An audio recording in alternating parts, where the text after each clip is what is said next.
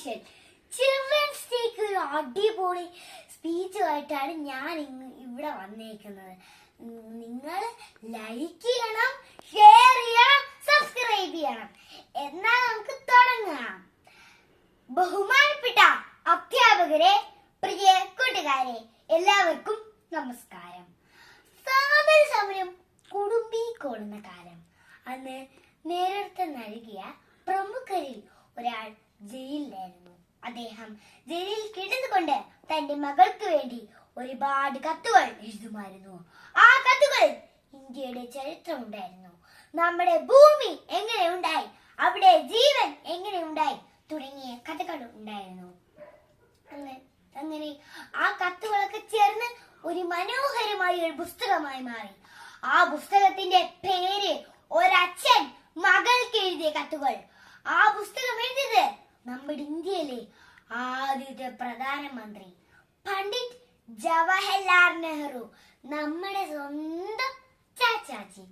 ഇന്ന് നവംബർ 14 ചാച്ചാജിയുടെ ജന്മദിനം, ശിശുദിനം. ഞാൻ ആദ്യം പറഞ്ഞതുപോലെ ചാച്ചാജി മികച്ച ഒരു എഴുത്തുകാരനായിരുന്നു, മികച്ച ഒരു പ്രാസിദ്ധ്യനായിരുന്നു. ഇന്ത്യ കണ്ട എക്കാലത്തെയും മികച്ച ഒരു പ്രധാനമന്ത്രിയായിരുന്നു, ലോക നേതാവ്, നവഭാരത ശില്പി. എന്നിട്ടും എന്തുകൊണ്ടാണ് ചാച്ചാജിയുടെ ജന്മദിനം നാം ശിശുദിനമായി ആഘോഷിക്കുന്നത്? അതിന്റെ പിന്നിൽ ഒരു കാരണമുണ്ട്. സ്വാതന്ത്ര്യം കിട്ടിയ ഇന്ത്യയിലെ 90% ജനതയ്ക്കും സ്വന്തം പേരെഴുതി ഒപ്പിടാൻ പോലും അറിയില്ലായിരുന്നു. അങ്ങനെയുള്ളൊരു ജനതയുമായി എങ്ങനെ മുന്നോട്ട് പോകണം എന്ന് ഗാന്ധിജിക്ക് ആശങ്കയുണ്ടായിരുന്നു.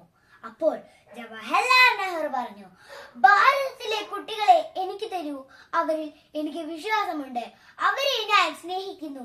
ഇന്നത്തെ കുട്ടികളാണ് നാളത്തെ പൗരന്മാർ, അവർക്ക് നവഭാരതം കെട്ടിപ്പടുത്താനാവും.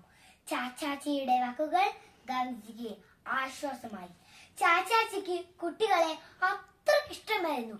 കുട്ടികളോടൊപ്പം കളിക്കുകയും അവർക്ക് നല്ല നല്ല സമ്മാനങ്ങൾ വാങ്ങിക്കൊടുക്കുകയും ചെയ്തിരുന്നു. ഈ ചാച്ചാജിയുടെ ജന്മദിനമല്ലാതെ മറ്റാരുടെ ജന്മദിനമാണ് നാം ശിശുദിനമായി ആഘോഷിക്കുന്നത്?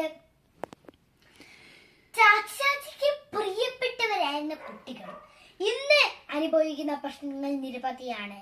വിദ്യാഭ്യാസം ചേരാൻ പോലും അവസരങ്ങളില്ലാതെ ഇല്ലാത്തവരായി നിരവധി കുട്ടികൾ നമുക്ക് ചുറ്റിലുമുണ്ട്.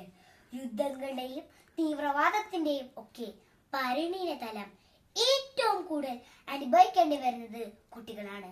വയനാട്ടിൽ ഉൾപ്പെടെ പ്രകൃതി ദുരന്തത്തിൽ അനാഥമാക്കിയ കുട്ടികളുടെ സങ്കടവും അവരുടെ കളിചിരികൾ നിന്നുപോയ സ്കൂളിന്റെ ചരിത്രവും എല്ലാം ഇപ്പോഴും നമ്മുടെ കൺമുന്നിലുണ്ട്. ലോകമെമ്പാടുമുള്ള എല്ലാ കുട്ടികൾക്കും നല്ല വിദ്യാഭ്യാസവും ആരോഗ്യവും മെച്ചപ്പെട്ട ജീവിത സാഹചര്യങ്ങളും ഉണ്ടാകട്ടെ എന്ന് നമുക്ക് ഈ ശിശുദിനത്തിൽ പ്രാർത്ഥിക്കാം. അതിനായി നമുക്ക് ശബ്ദമുയർത്താം. എല്ലാവർക്കും എന്റെ ശിശുദിന ആശംസകൾ നേർന്നുകൊണ്ട് നിർത്തുന്നു. നന്ദി, നമസ്കാരം, ടാറ്റാ.